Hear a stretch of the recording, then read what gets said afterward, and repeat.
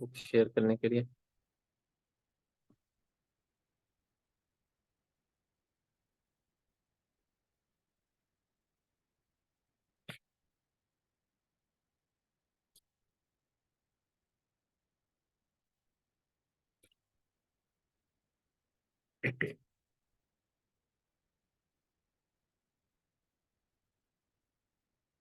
सबक नंबर 27 जो कि कल हो गया। सबक नंबर 28 एक आखिरी सबक बाकी है, वो पढ़ लेते हैं, उसके बाद फिर सुनते हैं सबक। आवाज जा रही है ना? शुरू करूं पढ़ाना? जी उस्ताद। जी उस्ताद, आवाज आ जी रही है। हाँ ठीक है। देखिए सबक नंबर 28, रस्मुल खत। अलिफ रस्मुल खत। अलिफ रस्मुल खत। अलिफ तो सबको मालूम है क्या होता है। रस्मुल खत कहते हैं लिखने के तरीके को। जैसे किसी भी जबान में कोई चीज राइटिंग, हाँ राइटिंग की जाए, लिखा जाए किसी चीज को। उर्दू की अपनी एक अलग राइटिंग है, उसका एक अलग तरीका है। इंग्लिश लिखने का एक अलग तरीका है। हिंदी है, जबान, हर जबान का अलग अलग हर्फ है और उसका लिखने का अलग अलग तरीका है। इसी तरीके से इंग्लिश है, उर्दू है, इनको मिलाकर जिसे रोमन उर्दू। तो लिखने का जो तरीका होता है ना, उसको रस्मुल खत कहते हैं। ठीक है। तो अलिफ जी रस्मुल उस्ताद। खत।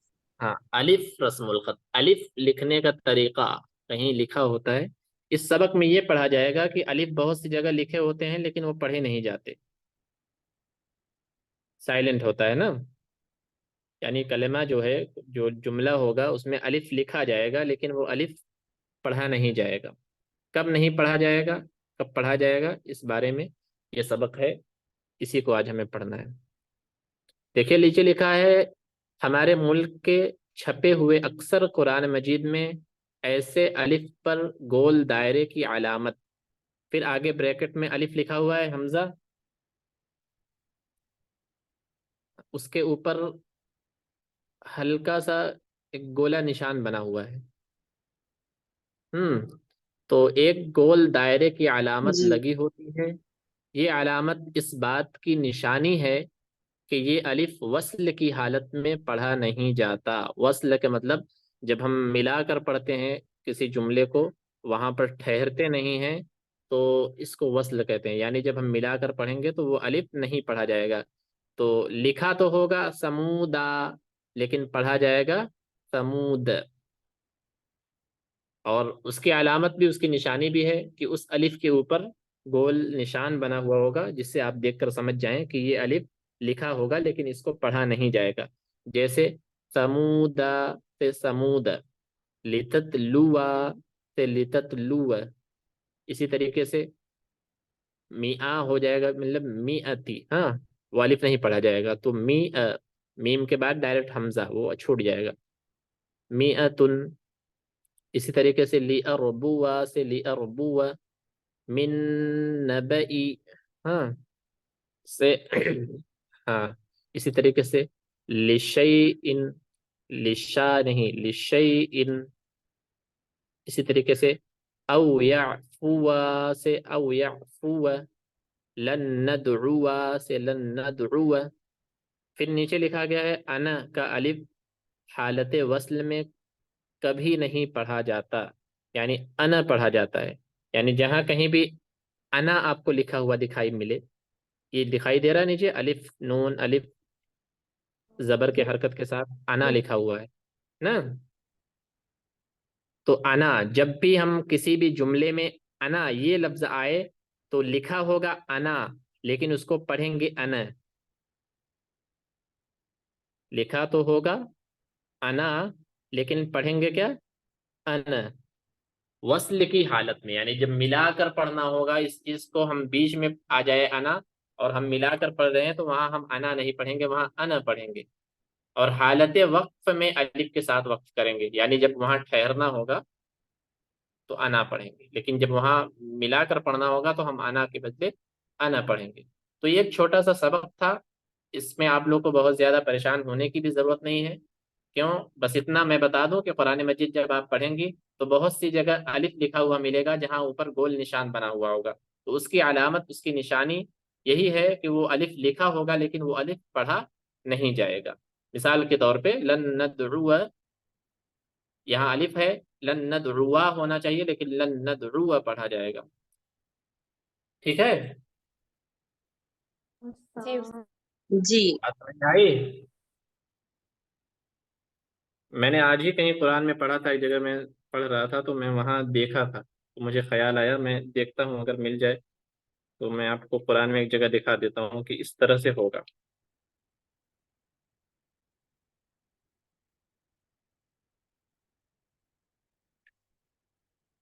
بات سمجھ میں آ گئی نا؟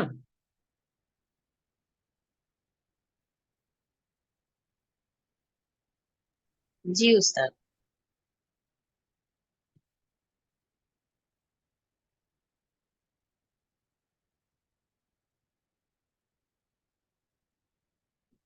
کچھ ویڈیو شو ہو رہا ہے؟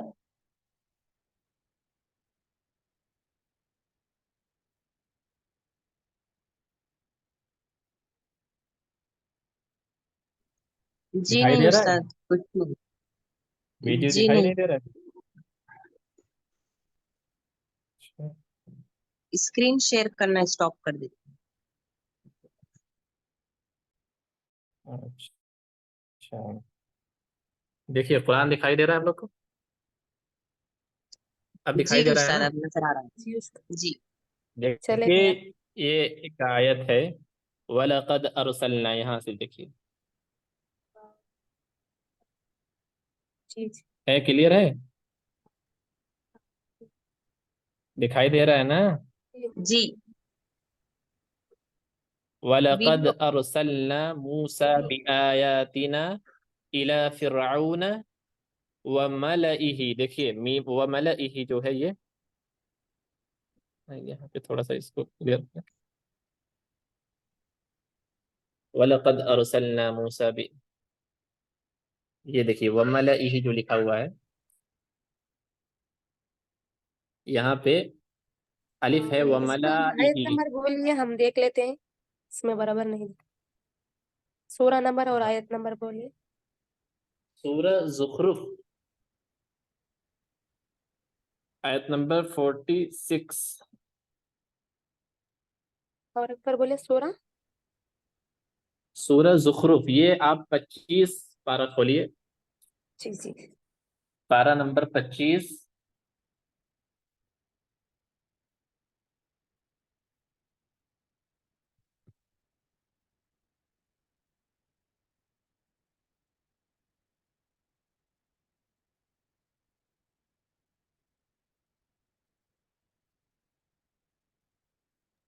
آیت نمبر۔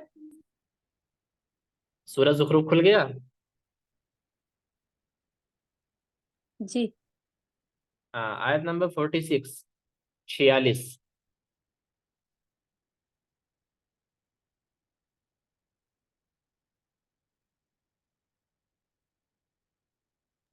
جی جی وَلَقَدْ أَرْسَلْنَا مُوسَى بِآيَاتِنَا، یہ آیت دکھائی دیا آپ لوگ کو؟ جی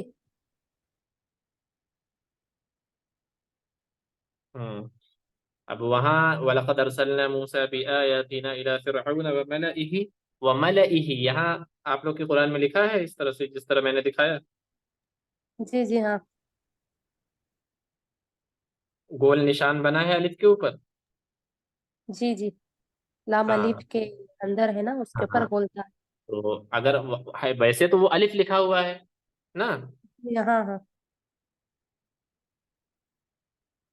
تو اس کو پڑھا جانا چاہیے تھا وَمَلَئِهِ نا، لیکن اس گول نشان کا آ جانا الف پر اس بات کی علامت ہے کہ وہ الف جب ہم پڑھیں گے اس طرح سے تو وہ الف نہیں پڑھا جائے گا، وہ گر جائے گا، وہ الف سائلنٹ ہو جائے گا، وہ ملائہی کے بدلے وہ ملئہی پڑھا جائے گا۔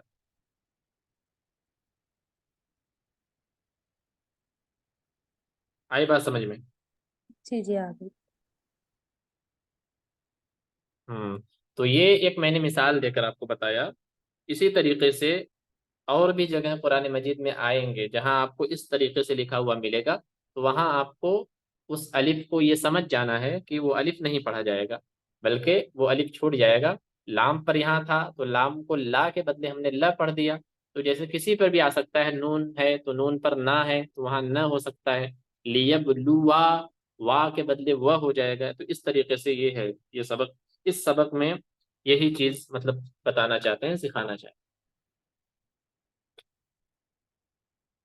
جی ہیں۔ آ گیا بات سمجھ میں نا؟ جی جی استاد۔ اچھی بات ہے۔ اور ہمارے ملک میں جو یہ قرآن جو چھپتے ہیں، اور اسی طریقے سے جو انڈین جو قرآن ہوتے ہیں، سعودی وغیرہ میں بھی چھپ کے جو آتے ہیں، انڈین رسم الخط میں، انڈین طریقے میں جو چھپے ہوتے ہیں، ان میں یہ چیز آپ کو دیکھنے کو ملے گا۔ عربی قرآن وغیرہ میں بھلے ہی نہ ملے، لیکن انڈین میں آپ کو مل جائے گا اس طریقے سے۔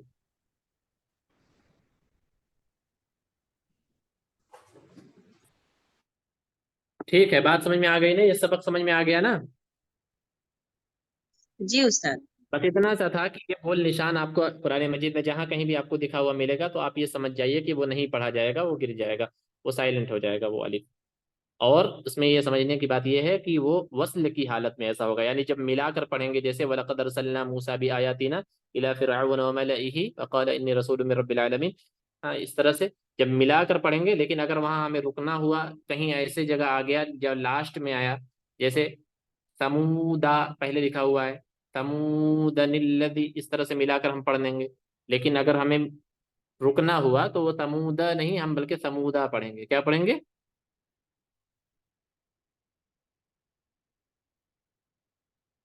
اب بہت سی جگہ ایسے آ جائے گا، جیسے لتتلوا، ہم یہاں رکنا ہے، اگر یہاں پہ ہم وقف کرنا چاہیں گے تو کیا پڑھیں گے؟ لتتلوا نہیں، لتتلوا پڑھیں گے۔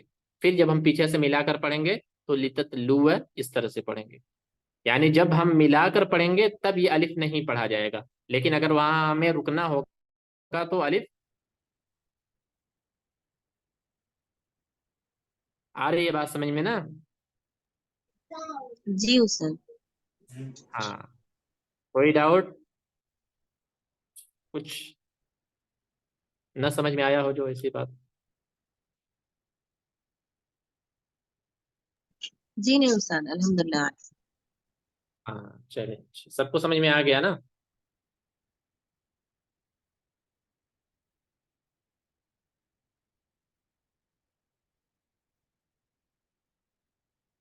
جی شیخ سبھی لوگ کو سمجھ الحمدللہ۔ میں آ گیا؟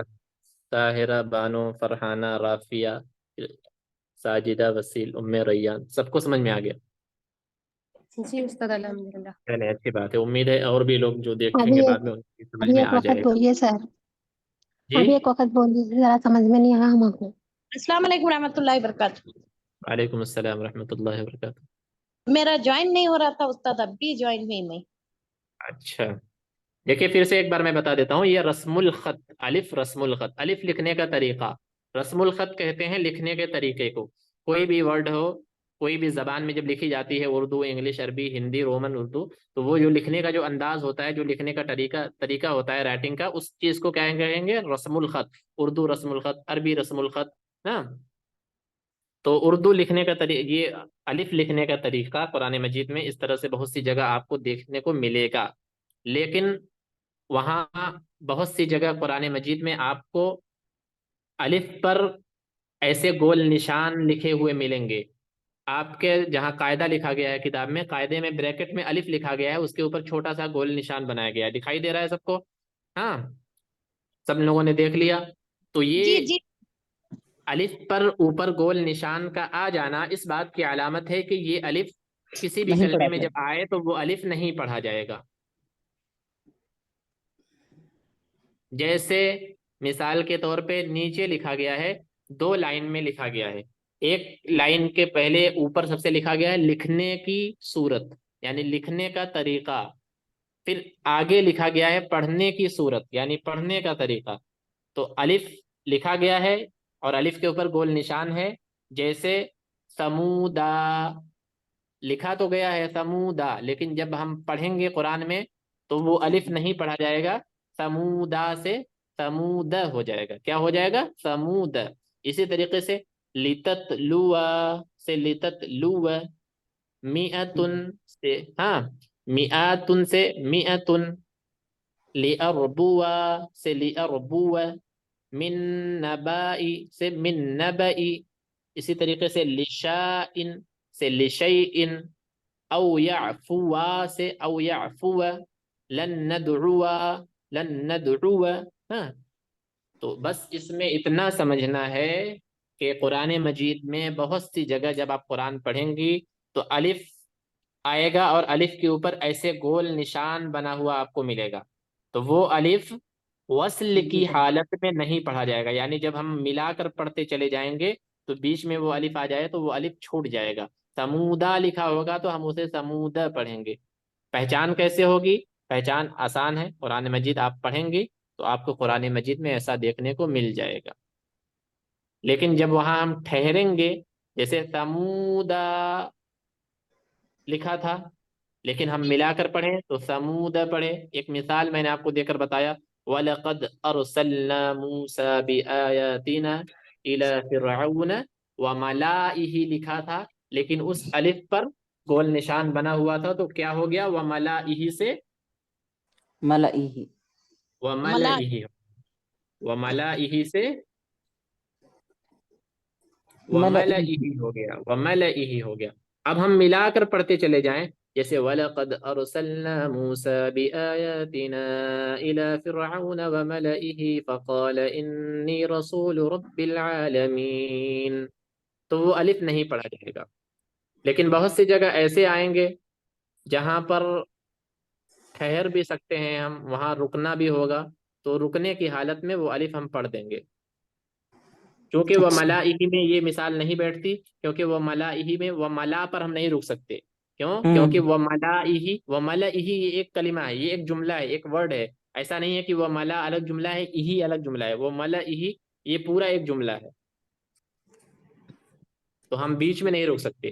تو وہ ملائہی میں یہ بیچ میں آ گیا لیکن کہیں کہیں آخر میں آئے گا. جیسے سمودا، یہاں ایک ورڈ پورا ہوتا ہے، سمودا میں ایک ورڈ پورا ہوتا ہے تو یہ آخر میں، یعنی سمودا دال کے بعد آیا ہے. اسی طریقے سے لتتلوا آخر میں آیا ہے، میاتو میں بیچ میں آ گیا، لیربوا یہاں آخر میں آیا ہے. تو ہمیں جب لیربوا یہ کہہ کے رکنا ہے تو ہم لیربوا پڑھیں گے، لیکن جب ملا کر پڑھنا ہوگا لیربوا پڑھیں گے. آئی بات سمجھ میں؟ جی جی جی استاد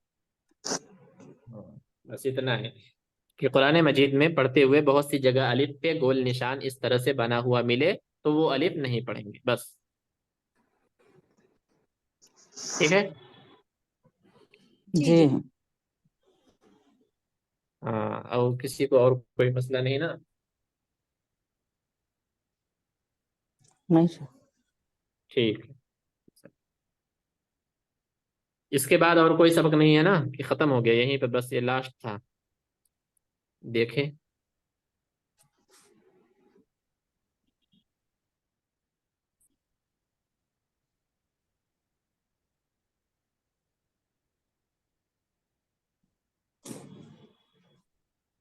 نہیں ہے مطلب ختم ہو گیا. اس سے پہلے کون سا پیج تھا وہ لگائیے.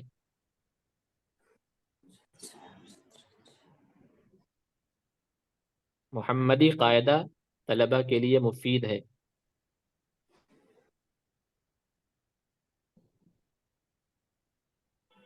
محمدی قاعدہ.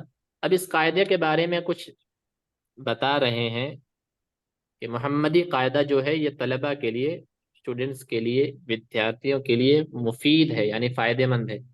ہندوستان کی سرزمین پر عربی قواعد کو سمجھنے اور سمجھانے کے ہر دور میں بے شمار رسالے اور کتابیں شائع کی گئی ہیں. لکھنے والے ہر مصنف نے اس بات کی کوشش کی ہے کہ یہ رسالہ آسان اور فہم ہو تاکہ مدارس اور مکاتب کے طلباء کو پڑھنے اور پڑھانے میں سہولت ہو اور اس فن میں طلباء کسی قدر آگے بڑھ کر قاعدے کے ماہر ہو سکیں. یعنی ہندوستان میں الگ الگ قاعدے عربی کو سمجھانے کے لیے، تجوید کو سمجھانے کے لیے الگ الگ دور میں الگ الگ بہت سی کتابیں چھپی گئیں. ہر مصنف نے، ہر کتاب لکھنے والے نے یہ کوشش کی ہے کہ آسان کتاب چھاپا جائے، آسان سے آسان بنایا جائے، تاکہ پڑھنے والے کو بھی آسانی ہو اور پڑھانے والے کو بھی آسانی ہو، اور لوگ اس سے پڑھ کر اس فن میں آگے جا کر ماہر ہو سکیں نا۔ زیر نظر کتابچہ محمدی بھی انہی کوشش کی ایک کڑی ہے، یعنی یہ کتاب بھی انہی کوششوں میں سے ایک کوشش ہے، ایک مصنف نے یہ کتاب لکھی ہے، جسے مقامی جمعیت مالیگاؤں کے سابق ناظم اعلیٰ حافظ اشفاق احمد محمدی صاحب، امام جامع مسجد گولڈن نگر، یعنی یہ کتاب جنہوں نے یہ کتاب لکھی ہے ہاں، وہ جمعیت مالیگاؤں، بمبئی میں ایک جگہ ہے مالیگاؤں کے سابق ناظم اعلیٰ حافظ اشفاق احمد محمدی، حافظ اشفاق احمد محمدی نے یہ کتاب لکھا ہے، جو امام ہیں بمبئی میں کسی جامع مسجد میں۔ انہوں نے بڑی دل جمعی کے ساتھ مرتب کیا ہے یہ کتاب۔ بندہ ناچیز نے اس کتاب کو سب سے پہلے دوران سفر کار کے ہچکولوں کے ساتھ سرسری نظر سے پڑھا، پھر اس کے بعد 2-3 مرتبہ یکسوئی کے ساتھ اس کتاب کا بطور مطالعہ کیا۔ الحمدللہ پوری ذمہ داری کے ساتھ کہتا ہوں کہ محمدی قاعدہ مکاتب قرآنیہ کے طلبہ کے لیے نہایت مفید اور کارآمد ثابت ہوگا۔ یعنی یہ کتاب جس نے لکھا ہے وہ اپنی کتاب کو چیک کرانے کے لیے کہ ہماری کتاب میں کوئی غلطی تو نہیں ہے، کوئی مسٹیک تو نہیں ہے، انہوں نے کسی بڑے اپنے سے بڑے کو چیک کروایا، تو وہ جن سے انہوں نے چیک کروایا، جن کو انہوں نے نظر ثانی کے لیے دیکھنے کے لیے دیا، تو وہ اس کتاب کے بارے میں کہہ رہے ہیں کہ میں نے سفر کی حالت میں اس کتاب کو سرسری طور پر جلدی طور پر پورا کتاب میں نے دیکھا، اور الحمدللہ ایک ہی مرتبے میں نے پورا کتاب دیکھ لیا، اور اس میں کوئی غلطی اور کوئی مسٹیک نہیں ہے، اور پوری ذمہ داری کے ساتھ وہ اس بات کو کہہ رہے ہیں، یعنی تصدیق کر رہے ہیں، اس بات کے شاہد گواہی دے رہے ہیں کہ یہ کتاب صحیح ہے۔ صاحب کتاب کو بندہ گزشتہ 18 سالوں سے جانتا ہے، یعنی جس کتاب کو انہوں نے لکھا ہے، یہ کتاب جنہوں نے لکھا ہے اور جن سے وہ چیک کرا رہے ہیں، وہ کہہ رہے ہیں کتاب لکھنے والے کے بارے میں کہ میں ان کو 18 سالوں سے جانتا ہوں، ہاں، جو برابر مکاتب قرآنیہ کے طلبہ کے لیے اپنی ذات سے فائدہ پہنچانے کا کام انجام دے رہے ہیں، یعنی برابر وہ اسی کام میں لگے ہوئے ہیں، کچھ نہ کچھ کوشش اپنی کرتے رہتے ہیں تاکہ لوگوں کو اس سے فائدہ ہوتا رہے۔ مزید یہ کہ بندے کو بھی صاحب کتاب سے استفادہ کا موقع نصیب ہوا ہے، یعنی انہوں نے بھی کتاب لکھنے والے سے بہت مرتبہ استفادہ کیا ہے، کسی چیز میں انہوں نے ان سے سیکھا ہے، ان سے فائدہ حاصل کیا ہے۔ کتاب میں موجود قواعد کو پڑھ کر اپنا زمانہ طالب علم یاد آ گیا۔ وہ کہتے ہیں کہ کتاب میں جو قواعد ہیں ان کو پڑھ کر اپنا زمانہ یاد آ گیا، جیسے مجھے بھی پڑھے ہوئے ایک زمانہ ہو گیا، لگ بھگ 10 سال ہو گیا، تو میں بیچ میں کبھی پھر میں نے قاعدہ اٹھا کر بھی نہیں دیکھا، تو ابھی میں بھی جب قاعدہ کو پڑھا، میں نے بھی جب پڑھاتے ہوئے آپ کو، تو مجھے بھی اپنا وہ دور یاد آ گیا جب ہم پڑھا کرتے تھے اور یاد کر کے اپنے استاد کو سنایا کرتے تھے۔ تو انہوں نے بھی کہا کہ میں جب اس کتاب کو پڑھ رہا تھا تو ہمیں اپنا وہ دور یاد آ گیا، طالب علمی کا پڑھنے کا زمانہ یاد آ گیا۔ حرف بحرف قواعد آج بھی ان کی تحریر میں نمایاں ہے، حرف بحرف قواعد آج بھی ان کی تحریر میں نمایاں، یعنی جو قواعد ہم نے اپنے زمانے میں پڑھے تھے کسی اور کتاب میں، وہ بالکل حرف بحرف بالکل ویسے ہی اس کتاب میں بھی، ان کی تحریر میں بھی موجود ہیں، دکھائی دیتی ہیں، سامنے ہیں۔ اس کتاب کی سب سے بڑی خصوصیت یہ ہے کہ اس مختصر مجموعے میں مد لازم، حرفی مثقل، حرفی مخفف، کلمی مخفف اور کلمی مثقل کو اتنے آسان اور فہم انداز میں بیان کیا گیا ہے کہ طلبہ 2-4 مرتبہ پڑھنے اور سمجھنے پر اس قاعدے کے حافظ ہو سکتے ہیں۔ یعنی جو قاعدہ آپ لوگوں کو اس کتاب میں پڑھایا گیا ہے، اس قاعدے کے اگر ہم ڈیٹیلز میں جائیں، ایکسپلین کرنے جائیں، تو وہ بہت زیادہ ہیں، بہت بڑے ہیں، تجوید کا فن، تجوید کا جو علم ہے وہ بہت بڑھ کر ہے۔ لیکن اس کتاب کی خصوصیت یہ ہے، اس کی خاص بات یہ ہے کہ مصنف نے، یعنی کتاب لکھنے والے نے، اس کتاب کے ہر قواعد کو اور جو مشکل قواعد تھے ان کو بھی اتنے آسان طریقے سے لکھا ہے اور سمجھا دیا ہے کہ اگر جو اسے پڑھنے والا ہو 2-4 مرتبہ پڑھ لے تو صرف اسے سمجھ میں نہیں بلکہ اسے یاد بھی ہو جائے گا۔ نیز آگے کہہ رہے ہیں کہ اظہار، اخفاء اور دیگر قواعد کی مثالیں قابل تعریف ہیں، جنہیں طلبہ بہت کم ہی وقت میں قواعد کو آسانی کے ساتھ سمجھ سکتے ہیں۔ قاعدے اتنے ہی آسان ہونا چاہیے کہ مکاتب کے طلبہ کے ہاتھوں میں جلد ہی کلام پاک آ جائے، اور الحمدللہ یہ تمام آسانیاں اس قاعدے میں پائی جاتی ہیں۔ یعنی وہ کتاب لکھنے والے کے بارے میں کہہ رہے ہیں کہ جو اخفاء، اظہار، ان سب کا قاعدہ جو لکھا گیا وہ قابل تعریف ہے، جنہیں بہت کم وقت میں انسان اگر پڑھ کر سمجھ بھی سکتا ہے، اسے یاد بھی کر سکتا ہے۔ اور آگے وہ کہتے ہیں کہ قاعدہ جو ہوتا ہے وہ اتنا ہی آسان لکھا جانا چاہیے تاکہ جو مدارس میں مدرسے میں پڑھنے والے بچے ہیں جلد سے جلد اسے ختم کر کے سمجھ کر اور قرآن مجید ان کے ہاتھ میں آ جائے، قرآن پڑھنا وہ شروع کر دے. یعنی ایسا قاعدہ نہ ہو، اتنا مشکل نہ ہو کہ وہ 6 مہینہ سال بھر اسے ہی پڑھتے رہیں اور وقت بیجا وقت خراب ہو. تو ایسا نہیں ہونا چاہیے، آسان ہونا چاہیے تاکہ جلدی سے پڑھ کر وہ قرآن پاک پڑھنا شروع کر دیں. صاحب کتاب مسلک سلف کے قائد ہیں، اس کے باوجود بھی کتاب کے شروع سے آخر تک کسی بھی صفحے پر مسلکی نقطہ نظر یا مسلکی بحث و مباحثہ کی کوئی گنجائش نہیں رکھی ہے. یعنی جو کتاب جنہوں نے لکھی ہیں وہ مسلک سلف کے قائل ہیں، یعنی جو ہمارے آباء و اجداد، ہمارے سلف صالحین، ہمارے ائمہ، امام جو ہمارے گزرے ہیں، اس کے بعد محدثین اکرام جو گزرے ہیں، حدیثوں کو لکھنے والے جو گزرے ہیں، ان کا جو طریقہ ہوتا ہے ان کو سلف کہتے ہیں. کیا کہتے ہیں ان کو؟ اللہ کے نبی کے بعد سب سے پہلے صحابہ کے بعد جو لوگ آئے جنہوں نے دین کی خدمت کی، دین کے بارے میں کتابیں لکھی، قرآن کی تفسیر کی، حدیث کی تشریح کی، یہ سب فقہ کی کتابیں لکھی، تو یہ جو خدمات جنہوں نے انجام دی ہیں تو ان کو کیا کہتے ہیں؟ سلف کہتے ہیں. کیا کہتے ہیں؟ سلف.